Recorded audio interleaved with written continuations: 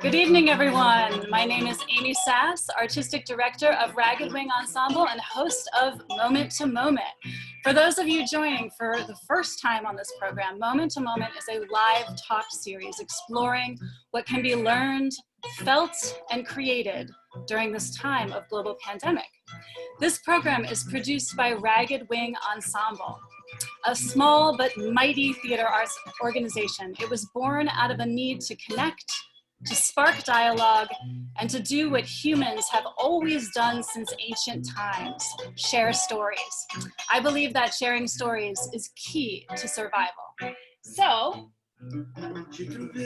before we begin, I want to just point out that it takes our staff about 30 hours per week to produce this free program. So if your income has not been impacted by the pandemic, please consider an impactful donation to Ragged Wing so we can keep gathering spaces like this available to all. The information will be in the chat and comments. And to officially begin, I invite you to join me in a simple meditation. So I'm going to take the music down for a moment, and I'm just going to get us, but keep the inner groove going if that feels good to you. You can keep your inner groove going. So the purpose of this meditation, and it's kind of a, I think of it as like a quick way to slow down.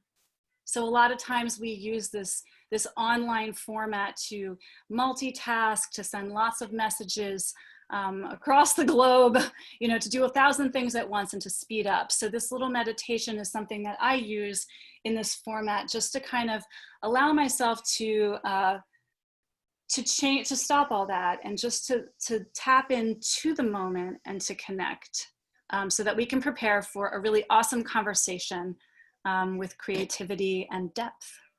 So I like to call this the arrival. I think of it as an invocation.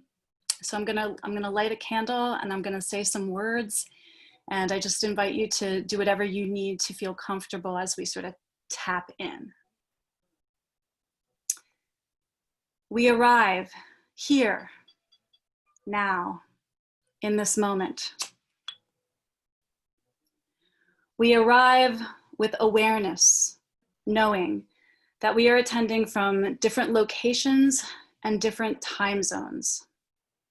We arrive knowing that no matter where we are, we all sit on Indigenous land. We arrive here, now, into a digital space that some folks have access to and some do not.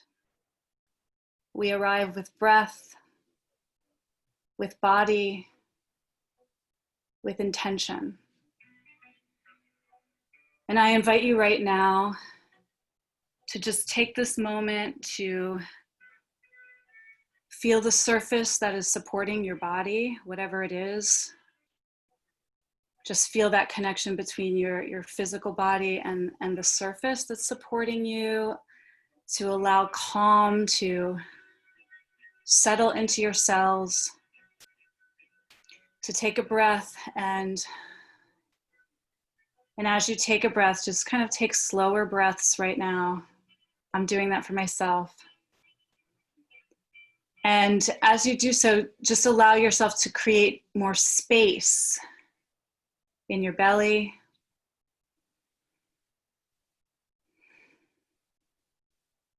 in your chest,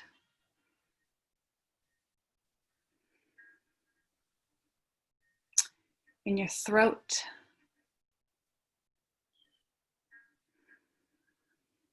in your face. We do so much communicating with our faces right now. So just allowing the face to kind of just relax, to release responsibility to communicate so hard.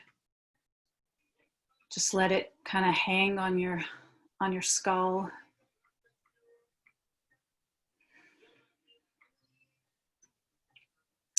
And then in your head, like in your brain area, to just take some sort of image, like maybe a blossoming flower or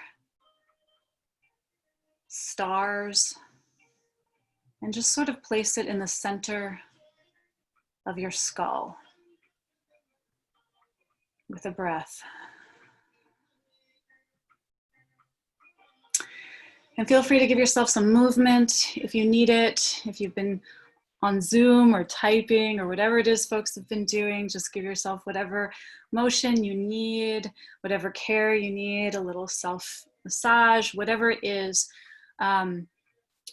We're creating a space to have a conversation about what people care about. And one of the first things I want to do is just make sure we're opening this conversation with just permission to take care of ourselves as we engage in this program. So tonight's topic is the simple things. And my guest this evening is a very special person I've known for many years as a colleague and as somebody I admire. DJ, physical education teacher, Nick Hernandez. This is a grounded, kind, fun-loving, and hardworking human who teaches PE for middle schoolers at Prospect Sierra. He's a breakdancer, a personal fitness trainer, lots of great, awesome, fun things. Nick has found his calling using his talents to teach young people about perseverance, discipline, and the importance of loving and caring for one another. Nick, thank you for being on the show with me tonight. Thank you for having me. It's a pleasure. When you asked me to be on your show, I was really honored. I watched the other guests. I'm like, how do I follow that? And I step back and go, okay, just be yourself. That's all we can be, is be ourselves. So we're here in this moment, and I'm grateful to be here with all of you. Thank you. So I'm so pleased. First of all, it's just a great opportunity to get to hang out with you because you've always brought so much, just like I was saying, like groundedness and like just this very human quality that you have. And I know that, I was mentioning before in your introduction how teaching has been your calling, and you found your calling sort of connecting with people, kids as well as adults in this way. And I wondered if you could just start us off with a little bit of just kind of taking us a little bit through time, getting us oriented to how you found this calling. Oh my goodness. Well, I mean, to begin with, I have to go back to my childhood. As I shared with you, I think it was yesterday, this might evoke some emotions. So if I tear up and I get emotions, that's authentic self, just expressing myself.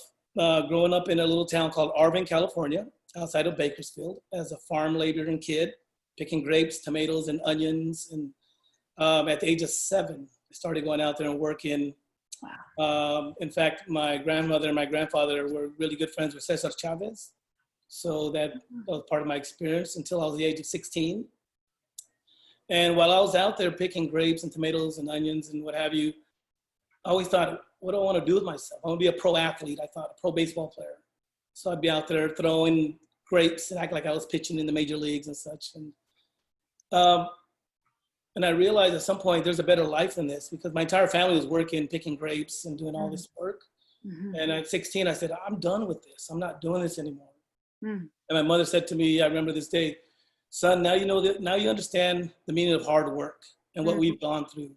You're born in this country, you have so many opportunities, and you need to take this opportunity, being born in this country as a citizen, to further your education and do something in your life. So that was kind of like the beginning of like, okay, I can do more than just be a grape picker or out in the fields and what have you. So that was kind of the turning point. And I don't know, I just wanted more in this life than just picking grapes and that being so that was kind of the turning point for me. Yeah. And so how did you discover, and you knew that like working with the body was important to you. Yes. Right? Like, cause you were talking about being an athlete and, and then, what was it about sort of that work, the working with the body, sports, all that? Sure. Well, since I was a kid, I was always active. I used to play catch with my brothers outside and throwing the football around. And my mother signed up for baseball, and I really liked it. I enjoyed it. And then being active and competitive. And I realized at some point you have to take care of yourself, exercise, and stay fit. So it kind of took its natural course. And growing up really poor, you find ways to entertain yourself. And for me, it was kind of like picking up bricks and lifting bricks, or, you know, doing active stuff, playing outside, playing with friends outdoors. We're outdoors a lot in those days. Yeah. And so, yeah, kind of just a natural evolution. You're like, okay, I like this stuff. It feels good. Then you get accolades like from coaches and families and friends, like, hey, you're actually pretty good. So it made me feel good about myself. So I really appreciated that. So kind of took off from there.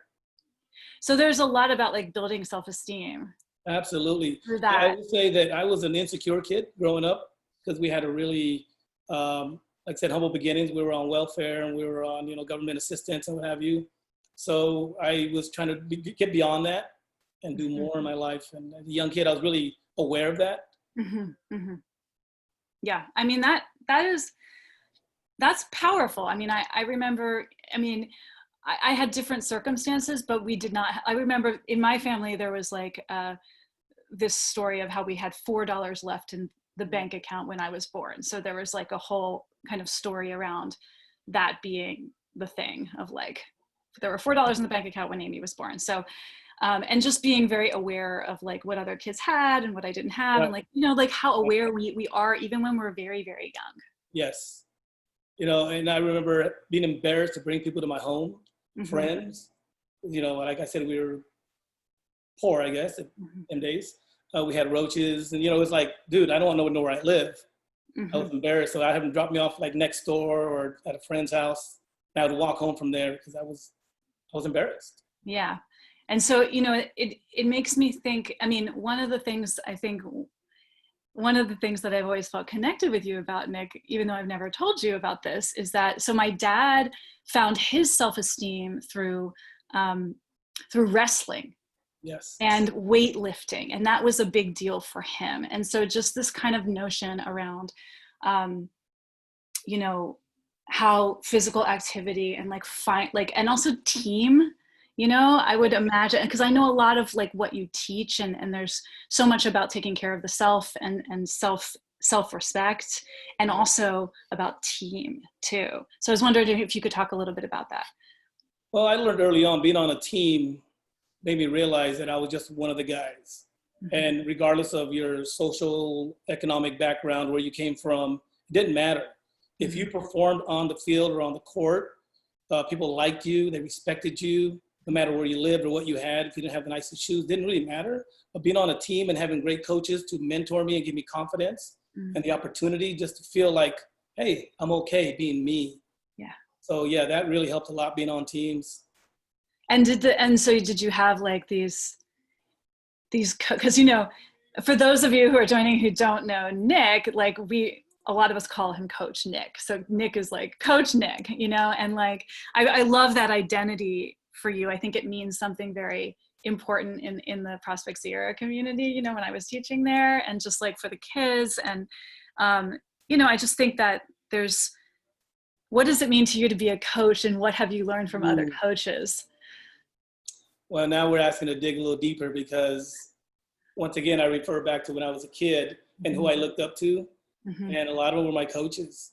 Yeah. And now to be a coach and to remember that being that little kid, that insecure kid, now to be a coach and a mentor to young people as a coach, or just even a father or a son to my mother who lives with me now. It's a big responsibility, and I take it very serious. And I'm grateful, and I feel very blessed to be in that position. Every kid, you know, that I've taught over the years, I mean, they had an impact in my life. And, you know, they say we teach our kids. Well, the kids have taught me a lot about just being a good human being and being kind and being loving. So I do honor and respect that title of Coach Nick. It comes with a lot of responsibility, and I understand that, but I'm so grateful and blessed to be in that position. Yeah. I feel like, you know, I definitely feel that from you, Coach Nick, you know, and to me, it had this sense, has always had this sense of like, this is a person who you can depend on. This is a person who will tell you the truth. This is a person who will help you be your best self. Like, those are like, I guess, the three things off the top of my head that like I sort of associate with Coach Nick. Yeah, you know, it's amazing, because you don't realize, you know, when you're in that moment, you know, you're teaching, you're really involved with, you know, things happen, you know, you have to deal with parents and what have you. years later when the kids come back, they're in high school or college or they're married, and they come back and see you and say, thank you. Thank you for what you've done for me when I was a young person, insecure, and I was going through these issues. You helped guide me through this journey. And just to be a little part of that, to me, is the best. That's the reward for me, is just being able to help young people. And when they come back and say thank you, that means a lot to me, a lot. It really does. Yeah. Yeah. Well, it's sort of like, it lets you know that you were successful, you know?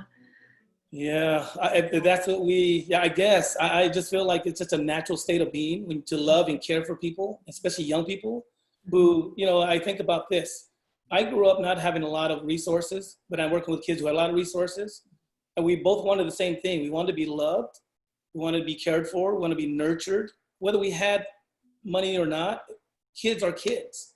If you love them and guide them and really give of yourself, they'll give to you, and the relationships are amazing.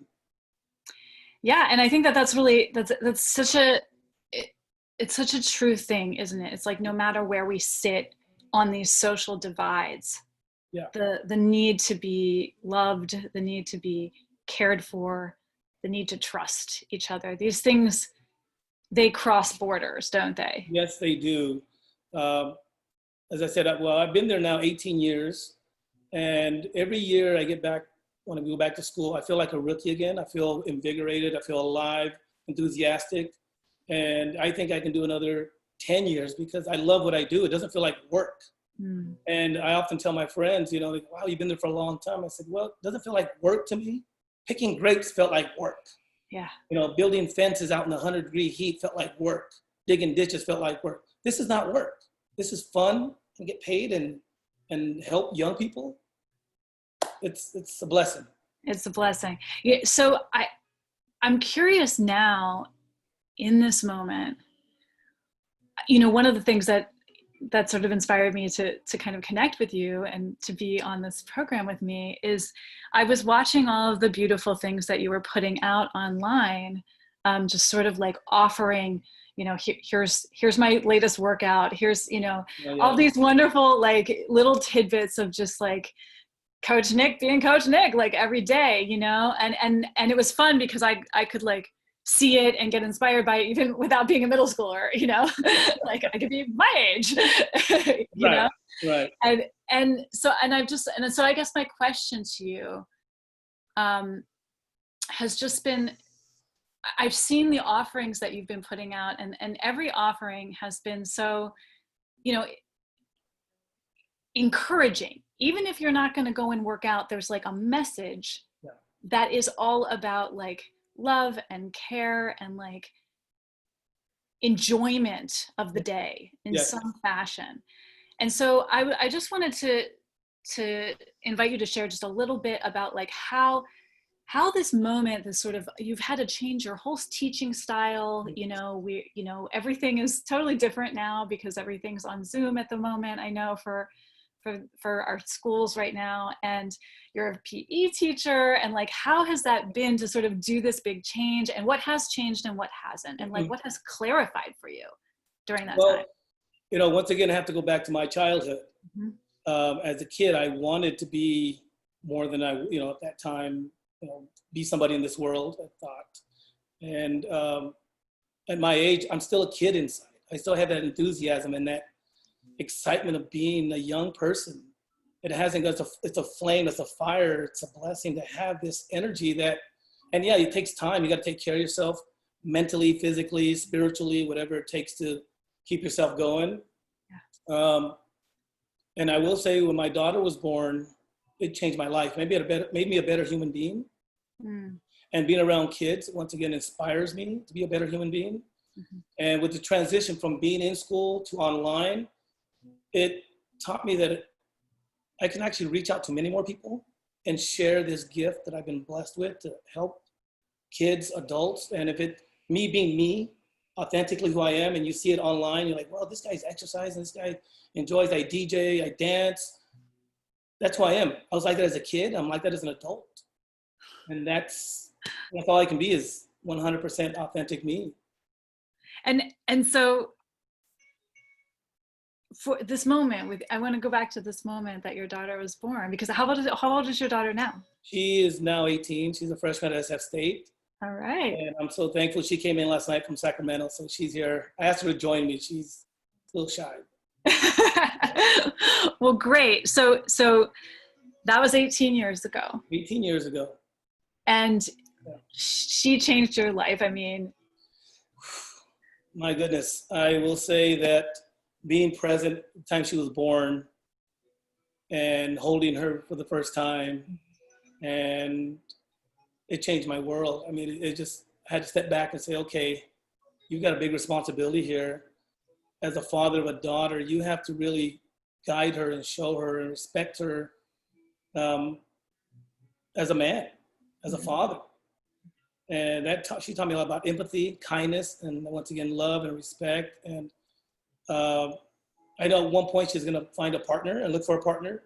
So I would hope that I can give her some kind of guidance and say, hey, I want someone like my dad perhaps, or give me kind of foundation that I can choose from. Mm-hmm. And I know it's a big responsibility, but I've been, like I said, blessed, and we have a great relationship. I just want to hold that moment for a second. Yeah. This is beautiful. That's really important. Yeah. Yeah. Oh, good. Thank you. Yeah. We spoke a little bit about this yesterday, about just creating a space tonight for emotion to be present, however it is, and allowing the heart to be open. And I just really want to tell you, Nick, I really appreciate your willingness to go there, right now, because this is the stuff that's important to us. I mean, one of the things that we're talking about tonight is the simple things, and this is like the simple but deep love. It is. And yeah, we did talk about it yesterday, and I was contemplating, how deep do I want to go with this? How deep do we want to go with this? And anytime I talk about family or people I really care, friends that I love and care about, once again, that being that kid, that sensitive kid growing up, it's still inside of me, and it still feels the same. Yeah. Yeah. Can't change it. I don't want to change that. I realize that that's a gift, to be able to just be you and feel what you feel and not block it off like I used to when I was, a younger person. I can't feel this way. It's not cool to feel this way. It's mm-hmm. okay to be a sensitive man. Mm-hmm. It's okay to be, it's okay to cry. Mm-hmm. Because growing up for me, it was like, you can't cry. Mm-hmm. What's it for punks? That's for sissies. They don't cry. Mm-hmm. As a sports kid. And I realized that I got older, it's okay to cry. It's okay to be sensitive. It's a balance. You can be loving and caring and still assertive and care for your family. You can have that balance as a person. And I embrace that. Yeah. Yeah. And I think that one of the things that we talked about was this notion of positive male role models, and like this idea of, and Coach Nick is such a positive male role model, and that like open heart space that like, and we talked a little bit about kind of not blocking emotion, and sort of especially like helping boys feel permission to have their emotional range. I was wondering if you could just say a little bit more about your experience with that as you've developed, and then how as you've offered it to others. Well, I used to run a program at Prospects here called Keeping It Real, and it was all about middle school boys mm-hmm. and sharing our experiences and what the stereotypes are as young men growing up. Mm-hmm. And one of the common themes was, it's not okay for us to cry. We got to be tough. We got to be macho. Whatever the media messages are, or I say for me, cultural, as a Latino man growing up, hey, you can't do that. Men are tough. Mm-hmm. So we would open up conversation with the boys, and they would actually take the time to really, if some were crying because they couldn't express themselves, and all that toxicity and all that frustration was built up in them, they had no outlet. So with that, just having conversation about what it is to be a young man, it means a lot of things to a lot of different, young boys at that time when we had discussion. It's okay to cry. I cry. Yeah. I cry. It's okay to feel what you feel. There's nothing wrong with that. If you don't let it out, it's going to be all toxic. It's going to be inside of you. And you're going to carry that into adulthood. When you get in a relationship, you might have some difficulties because you can't express yourself. Mm-hmm. Yeah. So this feels like it's been like a really important core of what you offer as, you know, part of your calling that we've been talking about, you know, and like such an important part of your journey too. And I think that, you know, so many of us struggle with permission to just be ourselves, right? To just like be in the space and like acknowledge what is actually going on within our bodies, within our souls, and like be allowed to have these things, be present, whether or not they're, you know, the popular thing, or whether they're like, you know, whatever, ladylike or manly, or all of these like weird, or the good person or the noble person, or whatever the kind of, you know, these archetypes that we sort of have in our being, that we feel like we have to like shut something down in order to be that, right? And there's this sense of, you know, what can we do to continue to open up the space for just people to be people, right? Absolutely. And the best thing you can be is your authentic self. You know, whether you're gay, straight, black, white, Latino, whatever it is, be authentic to who you are. If you try to pretend to be somebody and try to be too cool or whatever, you know, especially middle school, kids don't know who they are. A lot of times they put up this front. You know, I'm with this group of kids, or they don't even know where they fit in. They're going through so many emotions and hormonal, what have you. Just give them that space just to say, hey, it's okay to be you.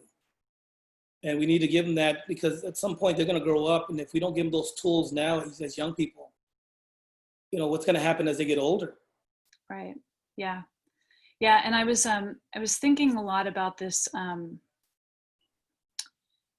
this permission, and, you know, this idea of, like, we are in a moment in society right now that in last week's Moment to Moment, we had two amazing women, a mother-daughter team, and they were all talking about how we are called to use our gifts. That was like the phrase that kept being talked about. We are called to use our gifts, right? And if you're blocked, you can't access your gifts, right?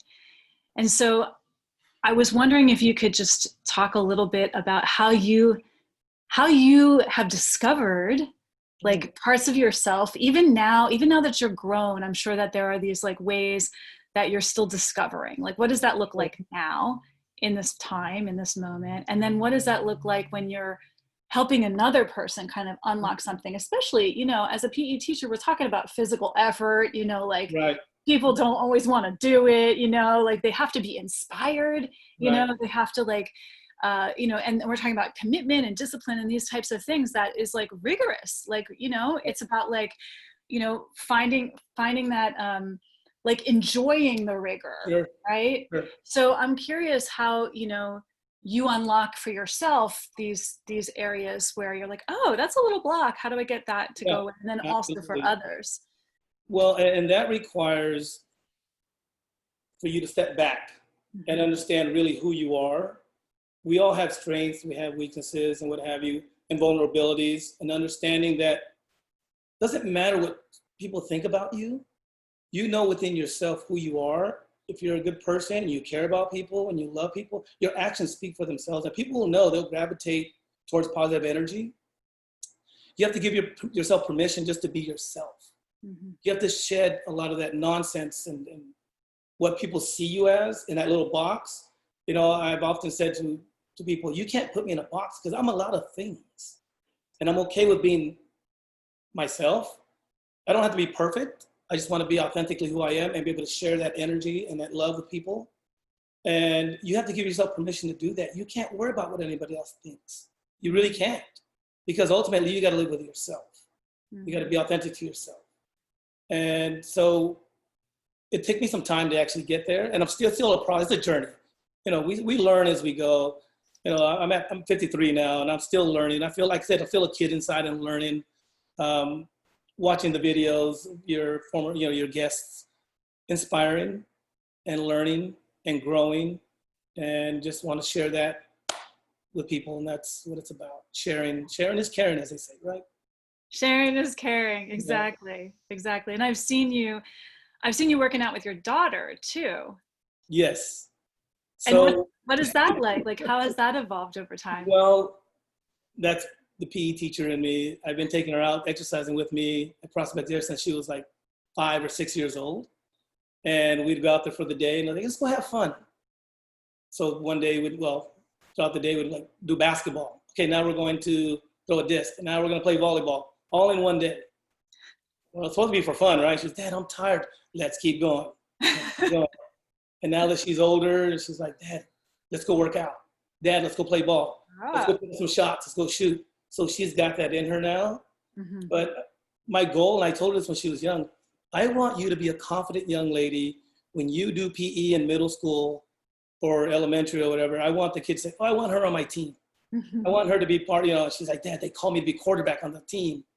I want her to be confident in her abilities to do such things. So, mm-hmm. And she's still doing it. Yeah. And I think that's, one of the things that I've always loved about sort of the way you engage, with the students and just that it is hard work, but there's a fun to be had at like meeting a goal. There's a fun to be had at challenging yourself, right? And there's also a respect for knowing like when to pause and take your breath, because I think that for some of us growing up, like so for some of us, sports was a place where we could fit in, and for others, it was a place where where people felt like they couldn't succeed, right? And so what is the difference between that? And I think it's, partially because of this aspect of like fun and also like ability to kind of know when to pause and take your own breath and like honor that. So, yeah. So, yeah, I want to kind of touch on that because as an educator, I tell the kids, I don't care if you're the best athlete. I don't care if you run the fastest, jump the highest. If you give me your personal best and you're a good person, and you come to class and you have a positive attitude, we don't give A's, but you're going to get high marks in my class because you're giving the effort. They're all different fitness levels, all different, abilities. But if you give your personal best, that's all that I ask. Mm-hmm. That's all that I ask from you. Give me your best and you'll do just fine. And that's how I grade. What you give me is what you earn. Right. Yeah. And it's that sense of, I mean, just myself, like I've had to learn that my best is going to look different from day to day. Absolutely. And I make that very clear. So we have those days where we don't want to do this. Come and talk to me and let me know how you're feeling, and we can work with that. But if you don't tell me and share with me, I'm just assuming you don't want to be here and be part of this, this activity. Mm-hmm. And that's part of that. I think the most important thing there is relationships with people, with children, develop relationships. And that helps everybody. Yeah. Yeah. And just like a last little like touch before we open everything up for everyone to participate in this conversation who's here tonight. I wanted to just, touch upon this idea of simplicity and, I'm hearing you say it in all the things that you're telling me, but just kind of like this notion of shedding the drama, this notion of zeroing in on what's important. And like for you, Nick, what's important? I mean, like, and especially at this time, right? Because there's been so much chaos, everything's changed, right? That it's easy to get wrapped up in all that. But one of the things that you've mentioned to me is that this has actually been a time of zeroing in. Yes. Yeah. So what's important to me is understanding my purpose on this earth and understanding why I'm here. And I understand my purpose now is to help others, to care for others, to be a good person. I used to think it was about material items. Can I get this nice car? Can I have a nice home? And you start to get nice things, but you realize you're still empty inside. Then you have to reevaluate what's really important to you. And for me, it's my purpose. And that's about helping people, giving back, and understanding where you came from and where you are now and where you're going to go forward. And I've also learned to just be in the moment. Like right now, we're all here together. I can't worry about what happened yesterday, or I can't worry about tomorrow. It's about being together in the moment, sharing this energy with people, and, you know, reciprocated back, you know, one around. But yeah, for me, what's important in my focus is my ability to help people. Whatever it is, it could be a minor thing. Just saying hello to somebody on the street. I'll give you an example. I drove to Starbucks today, waited in line, I drove through, and I went to pay, and the lady said, "Oh, the gentleman in front of you paid for your drinks." I said, "Oh, wow, thank you." I said, "I want to pay for the person behind me." So awesome.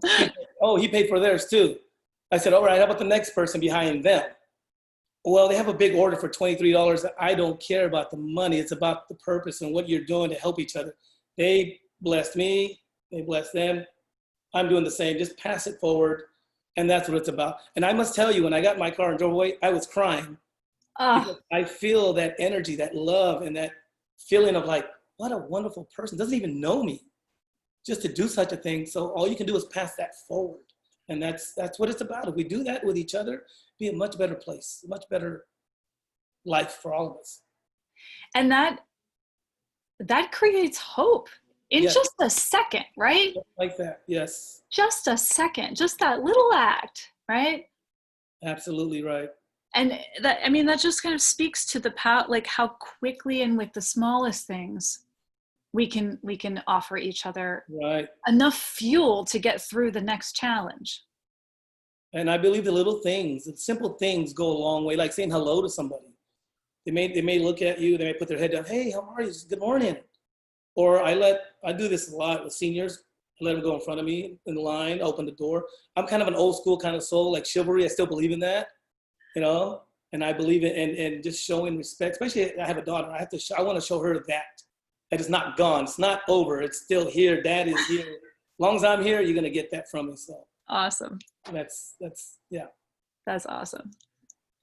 Well, I want to open up for full conversation with folks. But before we do, if you do need to hop off before we close, please do consider a donation to this platform. I'm just going to keep reminding folks, because some people come in and out. We want to be able to keep these conversations alive and continue like access for folks. And this is an unfunded program. So, you know, we're just all doing this because of this very thing that we're talking about, to continue to offer a space where we can discuss ways to stay hopeful and to pass it forward. I want to open up for comments and questions, and just anyone who wants to share in relation to these topics. Joshua and Sango will be helping us out with like the chat and the Facebook Live, whatever communication comes in from there.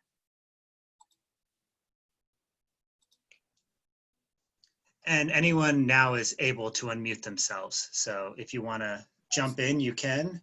We've had a few things that Sango has put into the chat, and I think it's some shout outs to you, Coach Nick, about someone said, Karen Welch said, "Coach Nick, respectful, respected, honest, fair, adored. I could go on and on. Love, Coach." Thank you. It's amazing because she reached out to me and said, "I'll be watching from the beach. I'm in Hawaii, so I'll be at the beach watching your show." Oh my gosh. Yay, Karen. Thank you for joining us tonight. Thank you. Very kind of you. I would like to just say, when you walk around and you see people, there's so many of them don't have a smile. So even just smiling at them, it's amazing, and it gives them so much. Yes. And then they may smile back, they may not, but you gave it, and it will go back to somebody else along the way. I agree 100%. You know, if people have their head down, it's initiative. Some people don't know how to take initiative. You just say, "Hey, good morning." They'll look, "Hey." They'll acknowledge. Some people don't. It's okay. But you're giving good energy and you're spreading that experience. Hi, Coach Nick. It's nice to meet you. Okay. Hi. Hi. I just like to, I'm a little speechless just because you're already inspiring to me. So it's already just, this is something that I aspire to, just in terms of if I were to have a daughter, I would love to motivate her just the way it sounds like you motivated your daughter.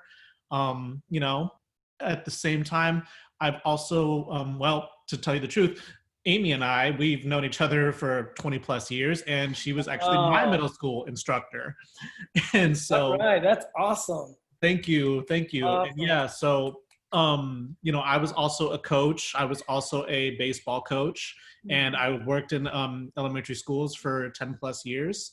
And, you know, I always loved the aha moments, the giving the children that platform to be able to say, actually, you can do this. You have to believe in yourself. And just, I wanted to say thank you for sharing your story, wanted to share that story with you. And then how do we keep on building that, especially moving forward, hopefully with, you know, restrictions being lifted and things. Sure. Well, I think the number one thing right now is take care of yourself. So if you don't take care of self, you can't spread the love, you can't spread that energy out there. And that takes work on yourself. If you take care of yourself, you have that energy to share with young people or older people, whoever. Yeah, we have restrictions, but whether it's online, we're sharing this energy, right? If you're out there in public, you know, at a distance, you can still acknowledge and still be your authentic self. The way we're doing it now, obviously, is online. I've got like 62 kids in class, and I acknowledge every kid when they come in, and I give them a fist bump or a high five on the way out. They can't leave without a fist bump or a high five. So whatever it takes to spread that love and that energy to these young people, we got to continue to do so. And they know if you're authentic. The kids know. Yeah. So don't stop doing what you're doing, man. Just keep doing it. You're doing a good job. Thank you. Thank you. Yeah, I just wanted to say that I'm Jessica. It's nice to meet you, Coach Nick. I really resonated with, well, many things that you said. But the most important right now for me being that it's important to, like you said, it's all about the small things, right? So like, I'm not currently working, but I am a service industry worker. Yes. So, especially during these times when I do go out to the grocery store, when I do go pick up takeout or whatever. I mean, I was doing this pre-pandemic too, but like, I do my best, you know, to like treat the person like they're a human being and like ask them like how they're doing, like how their day is going, like how their shift is going. And I can tell it makes a world of difference. And having been on the receiving end of that too, because a lot of service industry workers like are kind of treated like they're part of like a machine, kind of a mechanism, right? So just even just saying, like, doing little things like that just makes a world of difference. So thank you for saying that. It absolutely does. Thank you for sharing that. I can see there's emotions involved in that. And as an emotional person, I get it. I feel it. What I've also learned, even though people don't acknowledge you or aren't, you know, because they've got their own things going on in their life, or they're upset or whatever, there's nothing you can do about it. They've got stuff going on in their lives. They may not acknowledge you, like, just turn away.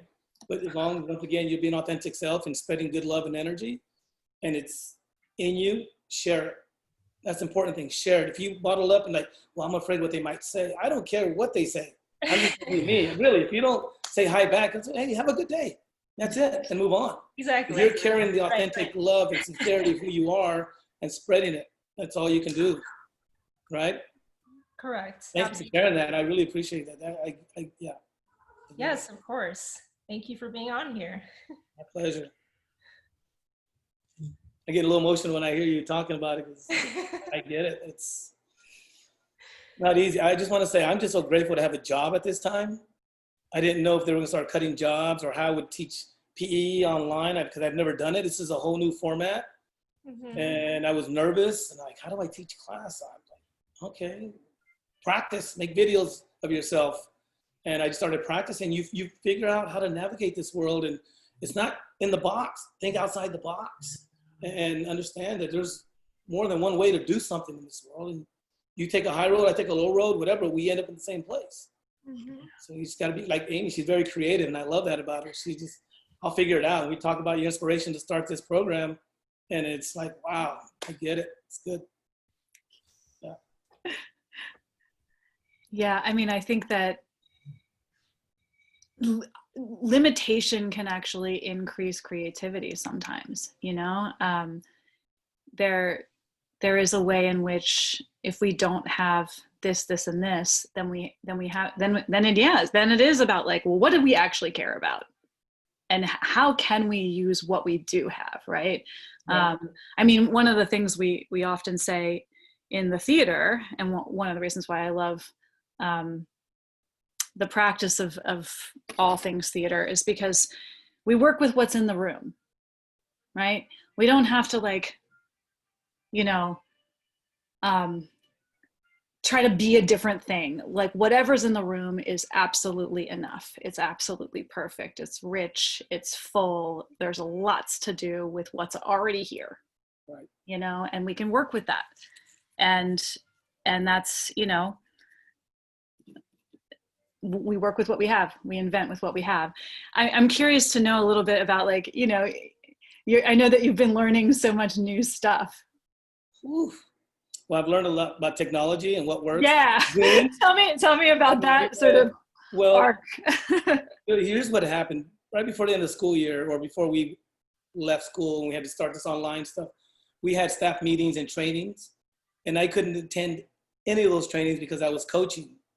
So when I got word, hey, we're going to be teaching online, I'm like, what the heck are you talking? I have no idea, because I missed all the meetings.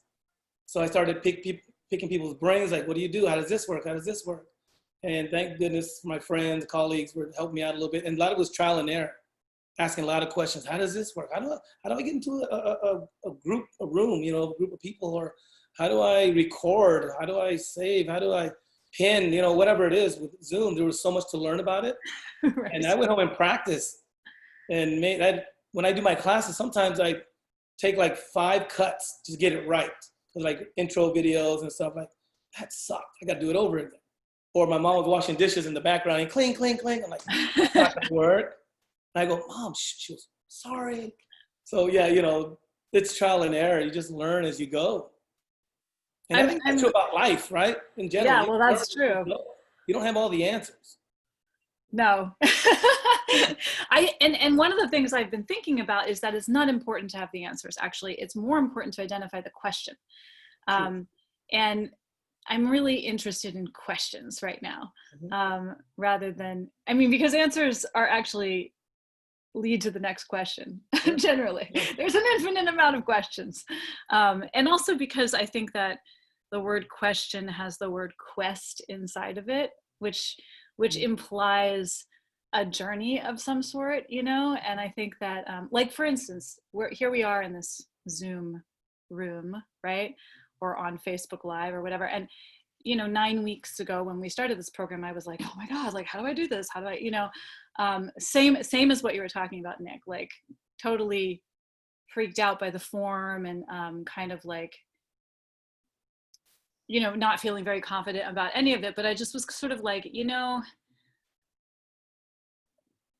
it's time to just like play, you know, let's just not have to be perfect about any of this stuff. And there is something fascinating to me about this forum, you know, and we've talked about it a little bit for those of you who have come before, about the way that we can see inside everyone's house, the way that, like, yeah, there's the person washing the dishes. There's like, now it's all very domestic. Real. Yeah, real.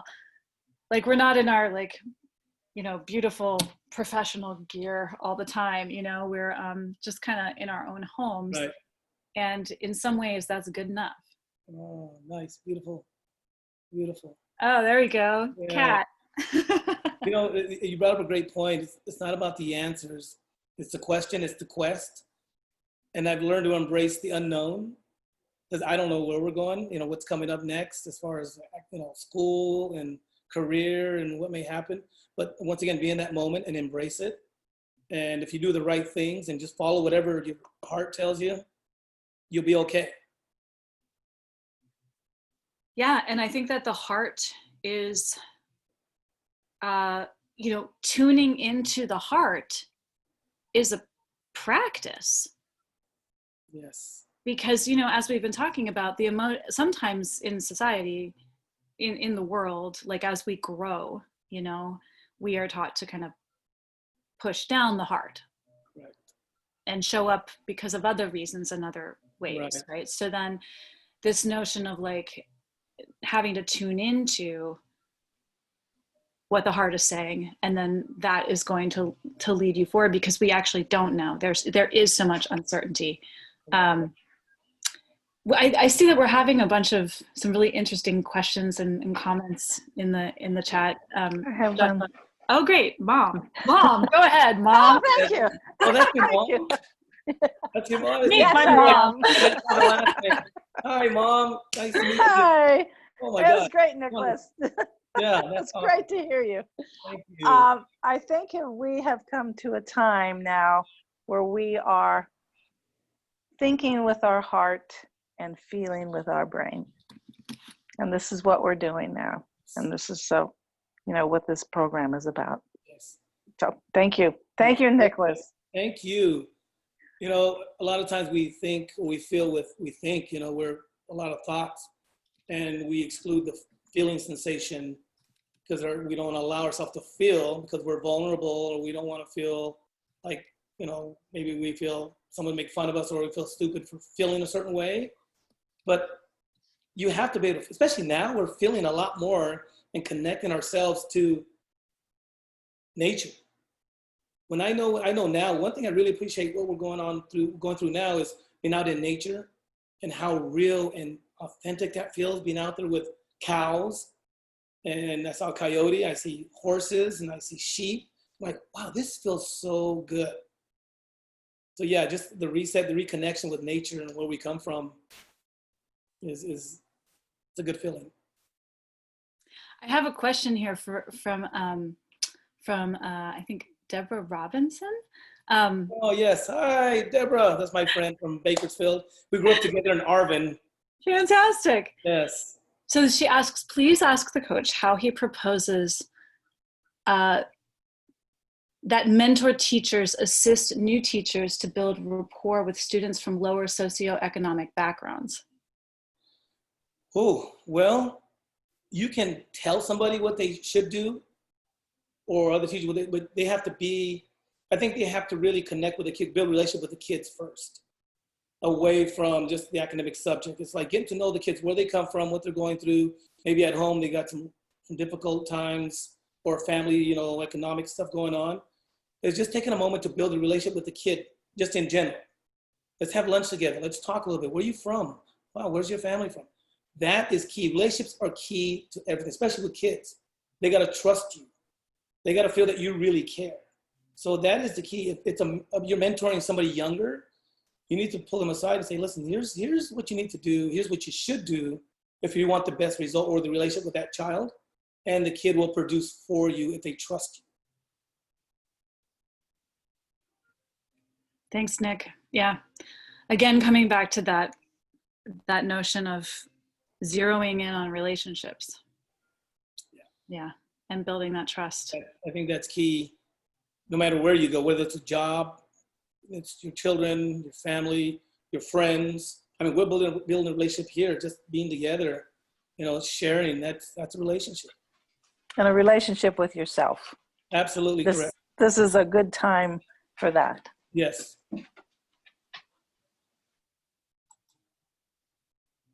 I had a question myself that just sort of emerged about, I'm curious, in what way have you, Nick, in your work, had to handle like conflict, like escalating conflict, de-escalating conflict, like, any, sort of when students or whatever, when things get heated, what is your sort of, good question. When that happens, obviously, in education, a lot of it comes from parents. I've had a parent say to me, was upset because her child didn't play enough in a volleyball game. And she was upset. And I said to her, well, your child didn't come to practice, didn't put the work in. And that's what I base it on, what you put in practice. First of all, you got to show up, but you don't get anything for free. You got to work for it. You got to earn it. Well, there's a sense of entitlement I felt. And she said to me, well, you need to go to school and learn how to work with kids because you're not a good coach. I've learned just to sit back and listen, because you're emotionally right now, just expressing yourself emotionally and you're upset. I sit back and just listen If I were younger, I would say, just please leave my office. I don't got time for this. Get out of here. But I've learned just to sit back and just hear them out. Just listen to them. And nothing you can do about it. Just listen and just, I understand your frustration, but these are my rules. I'm sticking to my policies here. What I feel is right and fair for everybody. And I'm not going to change that just for your child. I'm not. I'm going to, across the board, whether you're the best athlete or what have you, it's got to be balanced and fair for everybody. So yeah, I learned just to listen, let them express themselves. And a lot of times they'll play themselves just by doing that. It's like, you're leaving upset, I'm okay. Yeah. Just those are some intense moments, I know, because I've been through some of those. Yeah. Especially your child, we love our children. We want what's best for our children. So we're going to really put it out there for our kids. And the kid was saying, Mom, let's go. You're embarrassing me. I'm just listening. So yeah. I could piggyback off that as well. I've actually had those moments too of that intensity, and it's very raw and very impassioned. And yeah, just as you're saying, Nick, in terms of take a step back and listen, I also say as well, just to also piggyback off that, is holding the space to allow that to just happen. I mean, I'm saying I'm not a personal punching bag. I'm not going to take that.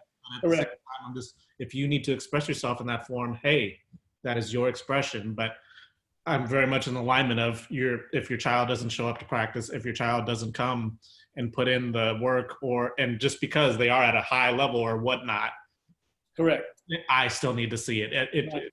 That makes no difference if they're doing it at another point that I'm actually not witnessing it. Thank you for sharing that. That's very true. And how has it sounds to me like there has been, there was the younger teacher that, correct me if I'm wrong, but it sounds like there's the younger teacher that would kind of get like, whew, this is not okay. I'm not going to, right. The sort of kind of get pulled into the as you've said before, the drama, right? I know that we've all had these experiences before, and then how you are now, the practice of sort of like allowing the drama to happen over here, but not like entering into it. And I'm curious about how did you develop that skill? And what is, what shifted for you, because those are hard moments, sometimes they are hard. And like Jake just said, it's raw emotions. And it's also, once again, like I said, stepping back and understanding who you are and what will you'll accept. I'm not going to be a punching bag for anybody, but I've learned how to use my words and how to articulate myself, where when I was younger, it was just like lashing out or responding or just reacting quickly. Now I understand I can step back and just hear what they're saying. I hear what you're saying. However, here's my response. It's a conversation as opposed to a raw emotional interaction where we're not going to get anywhere with this. You're going to leave upset. I'm going to leave upset, and we're going nowhere with this. I've also learned that when I react angrily, I feel like my soul gets bruised. I bruise myself because I'm angry. I've allowed that person to extract that out of me, and why did I go there? And I'm like, I had a headache. My feelings, are hurt, and it's just really unhealthy. So I've learned that if you really care about yourself, you don't need to engage in that. So that's again, that sounds like you have to have strong, grounded, self-esteem, really rooted. Right. And just know that from in the past, you get no results from that, no positive results when you lash out or respond in a certain way.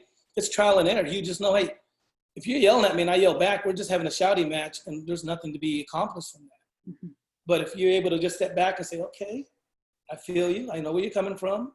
I'm not going to engage in that. I mean, I'm going to talk to you, yes, but I'm not going to respond, maybe trying to elicit a reaction out of me, a negative reaction.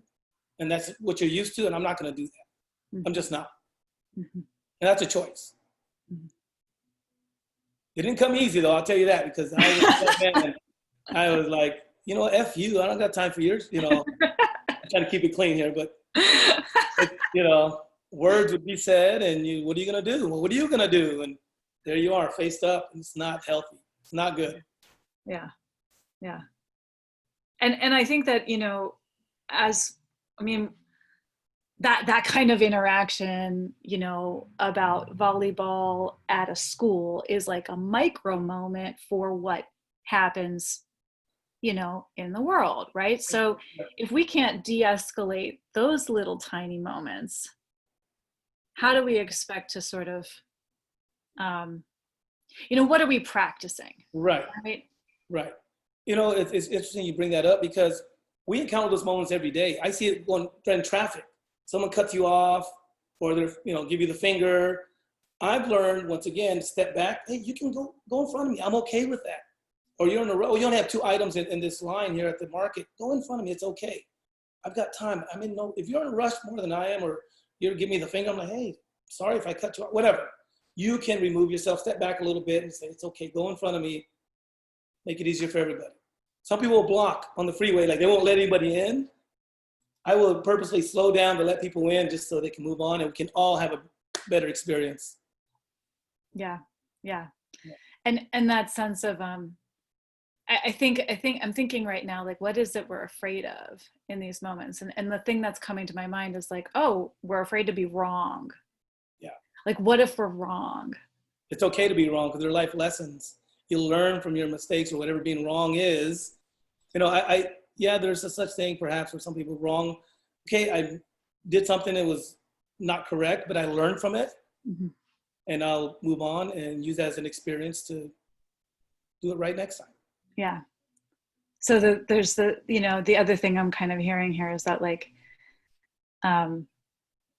just like thinking about that role of like, what are we modeling for children? You know, this moment when your daughter was born and just recognizing that like, oh, my life needs to be different now. I need to handle my life in a different way because now I have this responsibility. So when you have that, and I haven't had a child, I have a dog child, but it's a little different. But even still, actually. And Karen, even if you have a pet. It is actually. Chicken, whatever, you got to feed it, you got to nurture it, you got to take care of it. A plant, you got to nurture it, take care of it.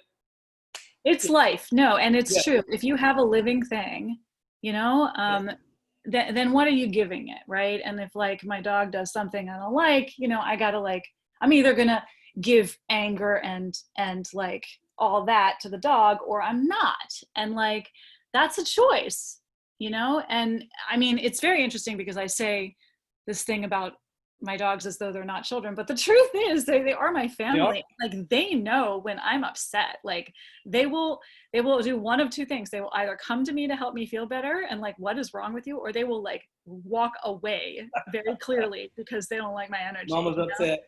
Yeah, they're like, your energy is not for me right now, and I'm not. Right. Basically, are doing what you're talking about doing with our parent. You know, like I'm not doing that, Mom. You know, I'm staying away from Mom today. She's not feeling it, so I need to give her some space and some time. Yeah, and like there is nothing so clear about a dog's rejection. Like there's like so clear. And how does that make you feel if your dog's rejecting you or your child's rejecting you? You feel bad. Right? Yeah, you feel like sorry. Let's go get ice cream. Exactly.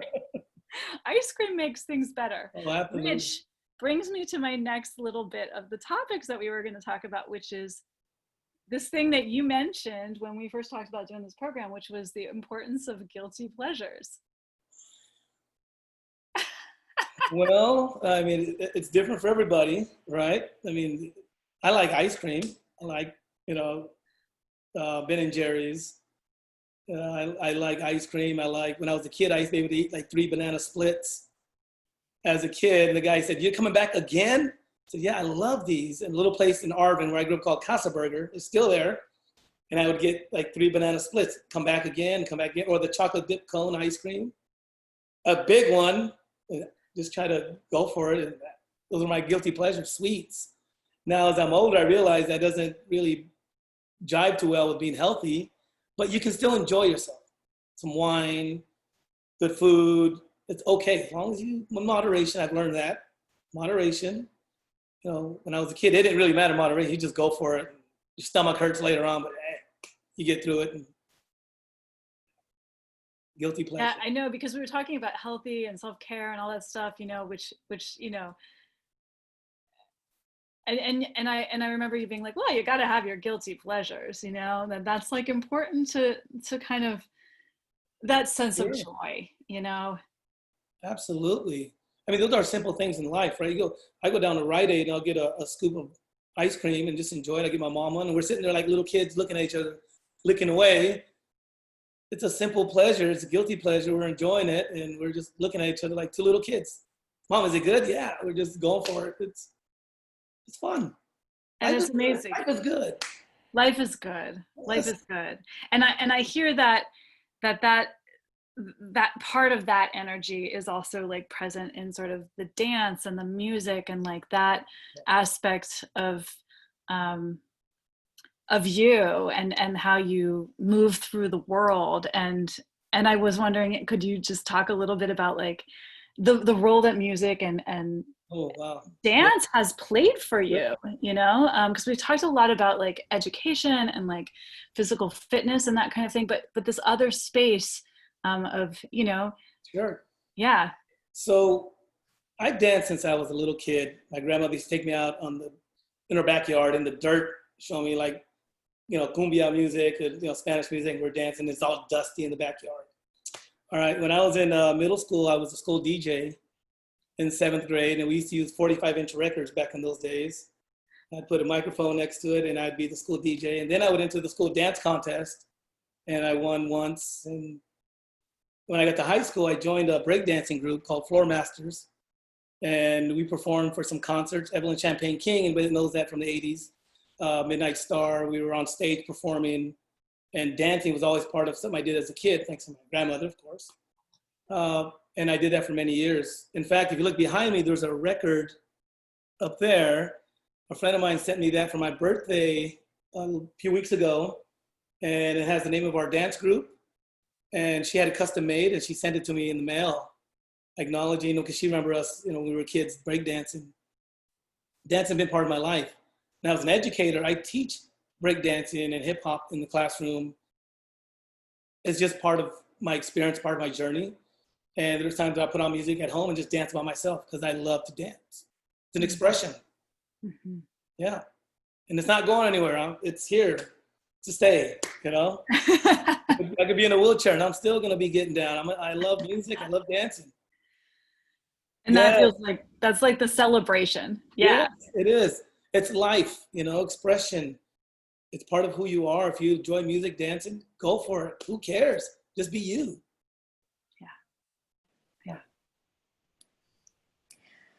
We have a question from Karen Welch on Facebook Live. That's my boo. I call her Boo. Yeah. So Karen asks, your workout regime is so consistent. What advice can you give for someone that has a hard time staying consistent to stay motivated? Well, start slow. You know, find something that works for you. One type of workout's not for everybody. Weightlifting's not for everybody. You know, CrossFit training, whatever, you know, hiking or whatever. Find what works for you. If it's walking, that's fine. It starts with increments, small steps. Maybe it's once a week, twice a week. As long as you're doing something that brings you joy. You can walk your dog. You can go out there if you're with your friends, you know, just enjoying the day. Just doing something active is key. It don't have to be a bodybuilding competition workout. It doesn't have to be that.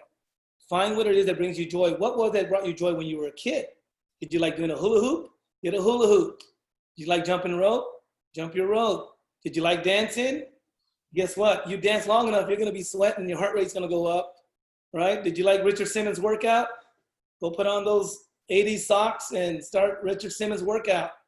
Whatever, online, you can find all kinds of workouts that work for you at what level you're at. So that would be my recommendation. Find what works for you. Some of you remember Richard Simmons, I'm sure. I do. Yes. Sweating to the 80s. Right. Very emotional guy, and I loved his energy. And he was like, you know, sharing his story, and he would be crying. I'm like, yeah, I feel you. That's right. There's a lot of like tears and that. Yeah. I remember that. Yeah, it was a lot of vulnerability going on. Yes, and Jack LaLanne, the original Jack LaLanne. Yeah. Yeah. I'm going to begin to wrap up at this moment. Are there any other burning questions or just comments for Nick? It was wonderful meeting you, Nick. Thank you for being who you are. Thank you, Mama. I appreciate it. want to say Deborah, the thank exact you. same thing. It's a real pleasure and honor to meet Thank you, you. Nick. And this is something I aspire to be. So thank you very much for your Thank time. you so much. I really appreciate all your energy. I'm looking at faces here. I see Rich Moore there. Hi, Rich. And I didn't know what to expect. You know, while watching some of the other guests, I'm like, how do I follow that? Okay, just be you, and this is all you can do, right? And this is what I love about this platform, is just be authentic. And I'm glad our friends joined us online, so that's cool. Thank you. So, Nick, thank you so much for coming out and doing this with me tonight. It's such a pleasure to see you, to talk with you, and to kind of to just be reminded of these simple things. Yes. Yes. These simple but essential things. And, Is there any like final things you'd like to say before I just want to say, that? you know, the simple things can bring so much joy. It doesn't take a lot of effort just to say, once again, hello to somebody, or say thank you, or those old school kind of chivalrous kind of, you know, expressions. Thank you, you're welcome. Not just, yeah, okay. Just, you know, be real and be authentic and care about each other. This world's gonna be better if we work together, and that's just a fact. You know, we've seen a lot, you know, in the last few months, and people are worried and nervous and, you know, scared. It's okay, flip it. There's some good things to really, you know, coming out of this, and that's connection with people. That's what we're doing now, is connecting more so than ever. And I really appreciate having all y'all here and be part of this experience with you. So true, Nick. Yeah, Lori put in the chat, I think it is hard for me who loves music that the music venues and theaters are closed. Those were things I counted on and I missed them so much. And you were talking about dance being a form of exercise and a way to express yourself. And Sure. I think you're right about this whole gathering. Right. You know, how do we continue to gather during this time? Absolutely. And I just want to add on to that. I know the venues have closed, but you know, this is what I do at home. I turn down the light. I got my little light show and I play music. You got your own little nightclub, or you can have your own little party, you know, have a friend online. You can have happy hour and hang out and play music, and you can still do that. And we do that here. I do it with my friends. We hang out and talk and play music and drink and dance. It's all good. And they say, hey, Nick, play this song. I got it. It's fun. Music is so powerful. I do notice that like it is like an instant mood improver for me. Yes. Well, you did put on music when we first started. I did. And when guests were coming in, what were they doing? They're like, hey. People were starting singing, right. And that's exactly. And that's what started to happen. So that's a great experiment for you to add on as you go forward. I'm gonna keep experimenting with adding music. Sometimes it's hard for me to do all these different things at once, but there's a lot of little boxes, screens. You got little speakers here, you got a system right there. You know, it's expression is good stuff. So at the end of these online experiences, I like to, I usually do a little creative assignment for folks. Tonight, I'm going to just leave you with a question.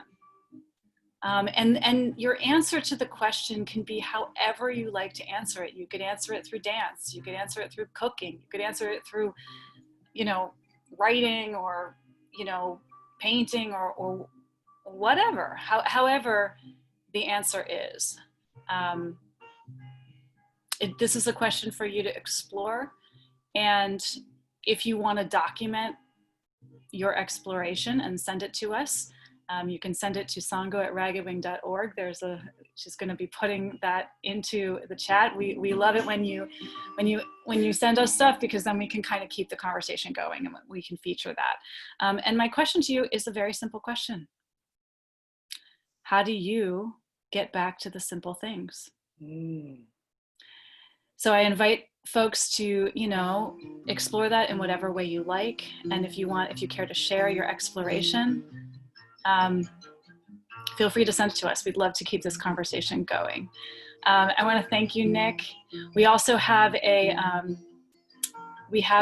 link that can take you to information, so you can connect with Nick and all the different things that he's offering online, from DJing to dancing to working out to just spreading the good stuff. And we also have a Venmo for him to leave a tip jar, since all of this is, we're just all doing this. We love to have, yes, the tip jar. Exactly. It's all good. It's all That's awesome. That is totally awesome. I can put out the hat with it. I'm gonna create one too over here. Yeah. And we'd love to tip. We'd love to, kind of, if you feel inclined to give a tip to the guest, please do so. We want to support each other. We're just supporting each other. Final reminder to consider a donation to Ragged Wing. And just keep these free programs free for folks, and those who kind of like the Starbucks thing that you were talking about, those who feel like they can give more will then help keep it free for other people, right? And so we can help support one another that way. I want to just give a little plug to Theater Bay Area. You can check out the Theater Bay Area website, where you will find information about free webinars called The Changing Face of Theater, Creating During COVID. And, we are creating right now during COVID. This is what we're doing. We're creating connection. We're creating conversations about joy, about ways to stay healthy, about the deeper things that go on inside of this human experience that we're all doing right now. And you will also find on that website, you will find the Performing Artists Worker Relief Fund. So if you would like to contribute to that or to access it for yourself, go to the Theater Bay Area website. All this information will be in the chat and in the comments section. Next Thursday, at 5 o'clock Pacific time, Moment to Moment will feature financial advisor and spoken word artist Kwesi Dreams, who is another good friend of mine, for an episode entitled Wealth is Your Birthright. Because a lot of us ask, can I have wealth? And the answer apparently is yes. And we'll be investigating money, wellness, and freedom from the perspective of possibility. So I want to give a little shout out right now to Joshua and Sango, who've been helping us out this evening technically, and thank you again to Nick. Really awesome to chat with you, and thank you for your message and your openness tonight. Thank you very much. And thanks to our attendees. Thanks to all of you who've come to join us, or for those of you who are viewing tonight. Keep coming back. We'd love to hear from you. We'd love to get to know you. May each of you be well and healthy. And I'll see you next week on Moment to Moment. Bye. Hey. All right. Thank you, Amy. Thanks, Nick. Thanks, everyone. Thank you, Joshua. Thank you, Michael, Rich, Jake. I forgot the name, but thank you. Appreciate it. I'll work on my playlist. Yeah, let me know if you need anything. I got you. All right. All right. Peace out. Peace out.